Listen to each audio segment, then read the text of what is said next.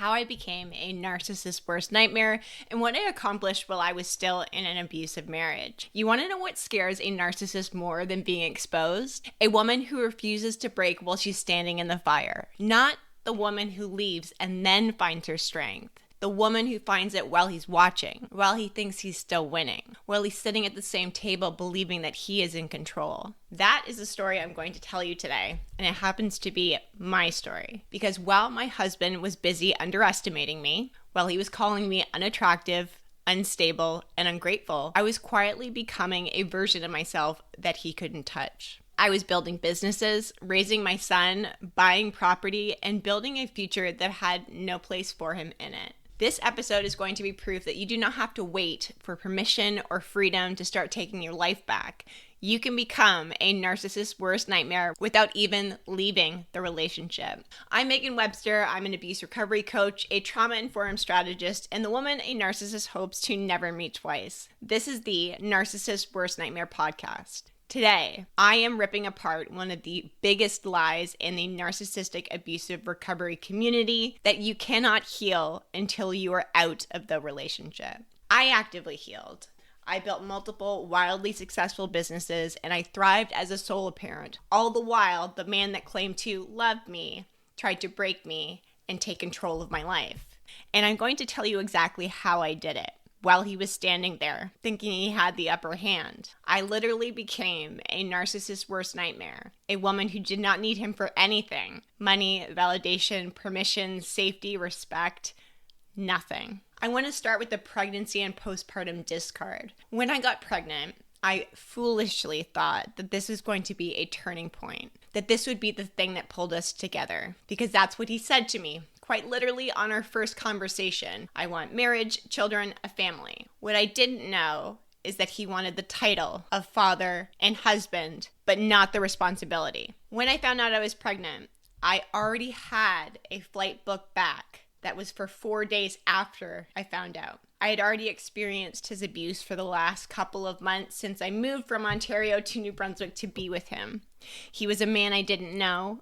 I knew his behavior would escalate and only get worse. And then I found out I was pregnant. He made grand promises of commitment, how badly he wanted this. He cried with excitement, and I was fucking terrified. And nobody knew what was going on in my life. I was so embarrassed. This was my second consecutive abusive relationship. So pregnancy, shocking, was a solo sport for me, even though he was physically there in the house. My body was changing. My hormones were everywhere. I was tired. I was emotional. I was scared. And instead of stepping up, he weaponized my vulnerability. I'm going to share several conversations that him and I had in an exchange that made me know this was abuse and that I was 100% in this alone. Our sex life had stopped after I found out I was pregnant. And when I brought it up, as you would with a partner, he said to me very coldly, "You've gained weight and you're no longer attractive to me." Now that is enough of a dagger in the heart for anybody.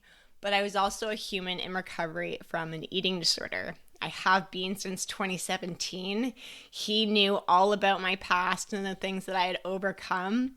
So this felt like a specific attack. And that wasn't the only one. When you are pregnant, you are more emotional than usual because of all of the hormones and changes that flood your body. His reactions to some of my upsets would be responses like, "You need to go see a doctor about your emotional breakdowns," or "Go take your medication." And he said these things with disdain. He was not having it, didn't understand it. He treated me like I was crazy. I had some physical symptoms that were above and beyond the normal pregnancy journey. And one of the things that he had said to me when I was struggling to do normal things, we had an 80-pound dog, like walking the dog. He said something to the effect of, "Tons of women work jobs and do normal things. This is biology. You were created to do this." These were not slips of the tongue. Those were precision strikes to break me down and make me believe that I was failing. I cried myself to sleep almost every single night. His life didn't change at all. He had his career, his friends, his football, his travel.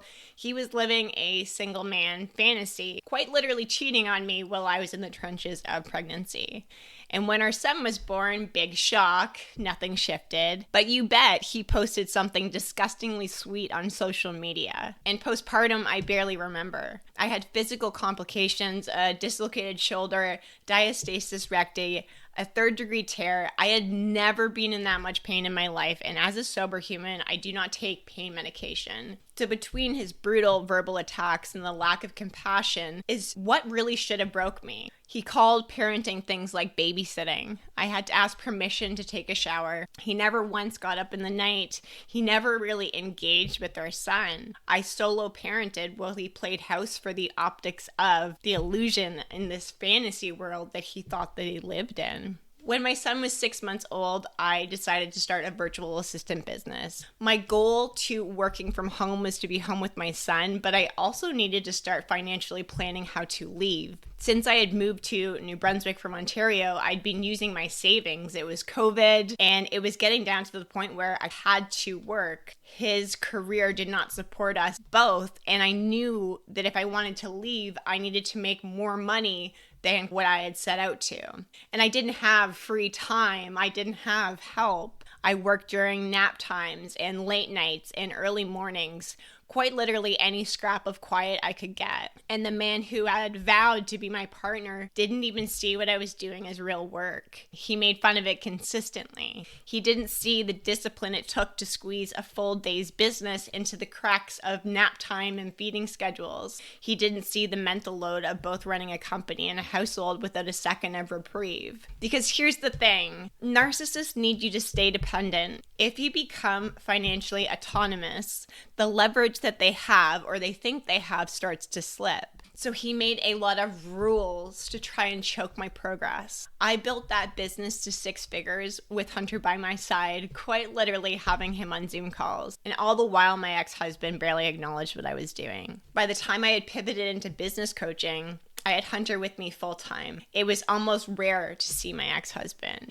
And I built that coaching business into multi-6 figures in 11 months without childcare support or an ounce of encouragement from the man that claimed to love me. In fact, it was the polar opposite. He tried to actively sabotage it consistently. There were so many rules of what I could and couldn't do. I wasn't allowed to look at my phone or pick it up when he was around, even though my phone was my business. If I was a minute late coming up from a meeting, rage, explosions, slamming doors, which would leave days on end of walking on eggshells waiting for the other shoe to drop. I was exhausted, expected to perform with a smile on my face, or it would be World War III when I didn't. On the second episode of the Narcissist Worst Nightmare podcast, I showed you guys photos and videos of what I looked like back then. I was a shell of myself. I had hollow eyes, dull skin, on video, on camera for my business. I literally looked scared. I was working more than full-time, and with all of his rules, I had to create more time as Hunter was with me full-time as well. There were days that I got up at 2 or 3 o'clock in the morning, and I was required to do everything, cooking, cleaning, parenting, and at the time we had our dog, Merv, and run my business. But I kept going. I learned to work in silence. I learned to protect my perspective and my vision just like I did with my newborn. And I didn't let him see the wins. There were several moments where I was so excited to share something with him. And I would do it and it would be like instant regret. I remember talking to him about a client who had paid me 4 figures in full, and I ran upstairs to share it with them, and he wouldn't even look up from his phone. I knew it came from jealousy, from rage, from control, but it made me feel so small and unimportant that I learned to live without him. I learned to celebrate everything to myself in private. There's a lot of moments in an abusive marriage where the power balance shifts and the abuser doesn't notice it right away. For me, that moment came the day I realized I could afford anything that I wanted in my life without him. Money is freedom. I don't care who wants to argue with me against that. And once I had it, once I started stacking that, he couldn't take that from me. I also did not tell him. I bought a house, not with his help, not with his blessing, but my own money. I traveled to 10 or 11 provinces for work,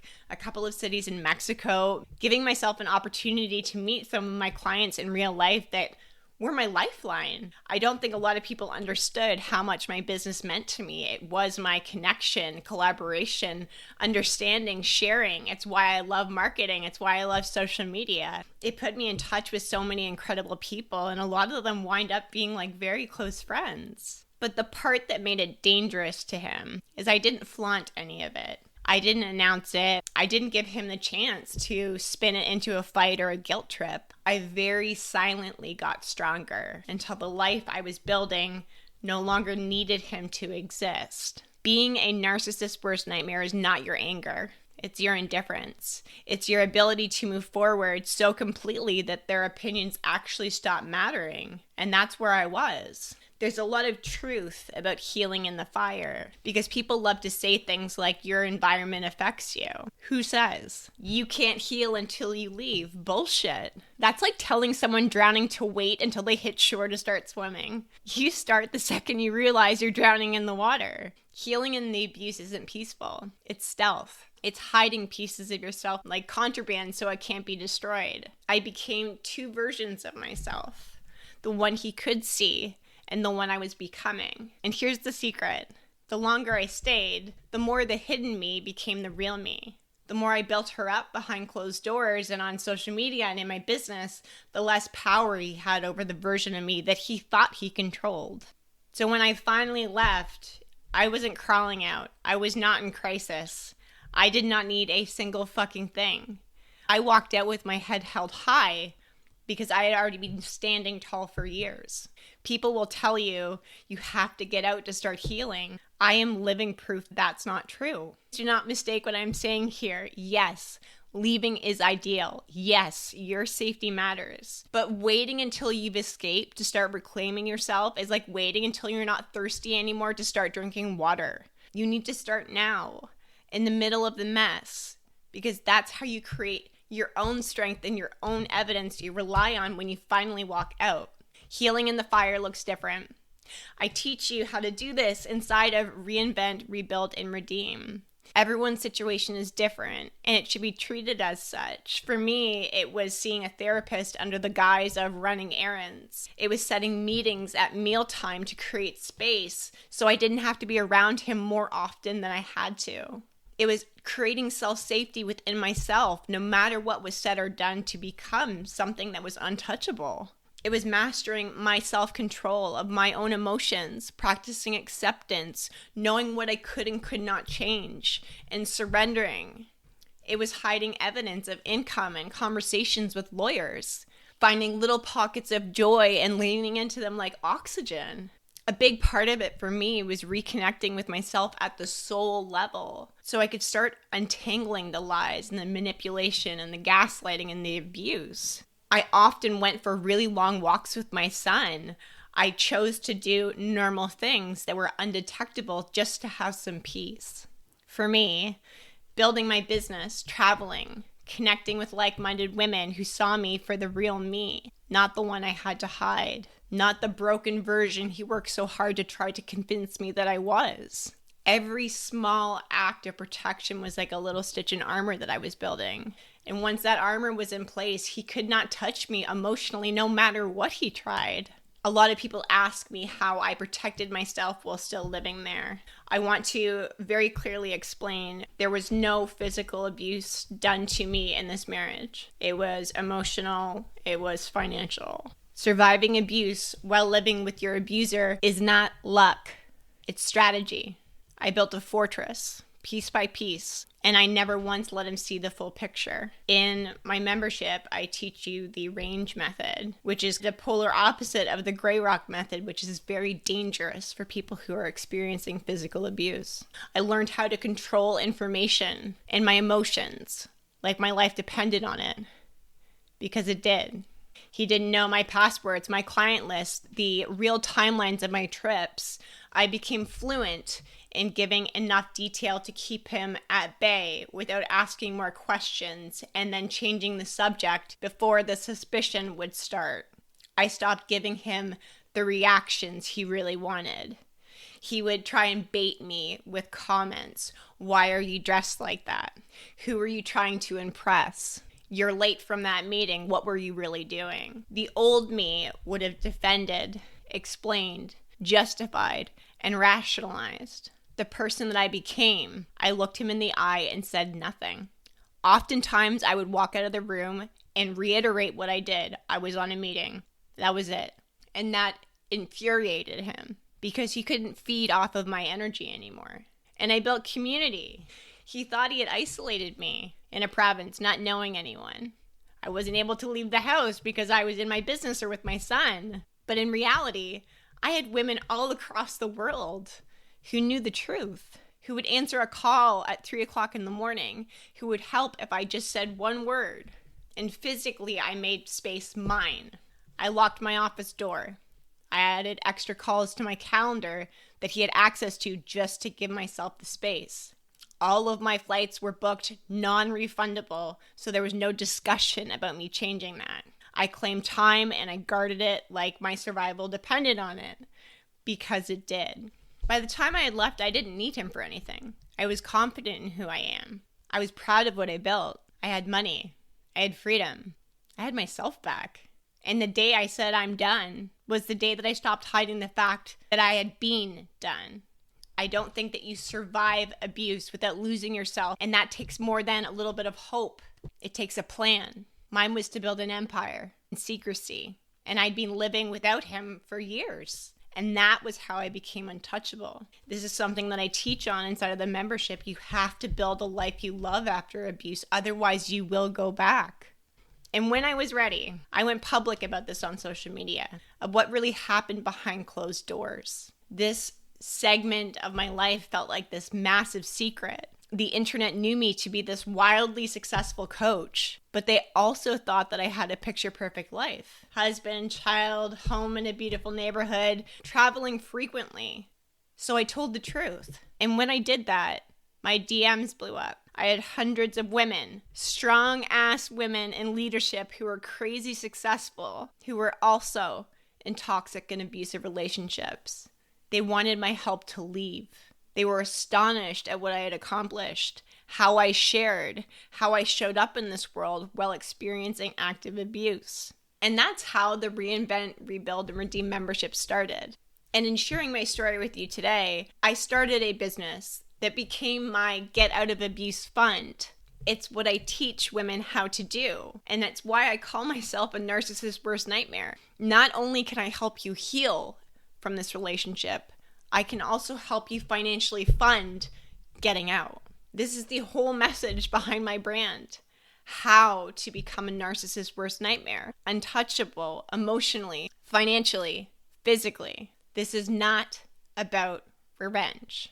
It's about you understanding that you have power right now to decide you are done. In our community, you will learn how to untangle what has happened to you in your relationship to really see the truth of what it is. And then, and only then, do we start making you an exit plan. You will learn how to leave and love yourself in the process, how to be fiercely committed to protecting your perspective, how to set boundaries and guard your mental and physical well-being, to feel love deeply and wholly for who you are as you are right now until you can love and support yourself. You do not need to survive this alone. You have already done that while you've been experiencing abuse. Healing happens with co-regulation, with women who choose healing, truth, autonomy, freedom. This is why Reinvent, Rebuild, and Redeem membership exists. Because there is life after abuse. All of these things that you want, love, validation, safety, protection, transparency. I'm going to teach you how to give that to yourself first so you can live a full life on your terms, unattached to anyone or anything. And this will raise your standards of what you do and do not accept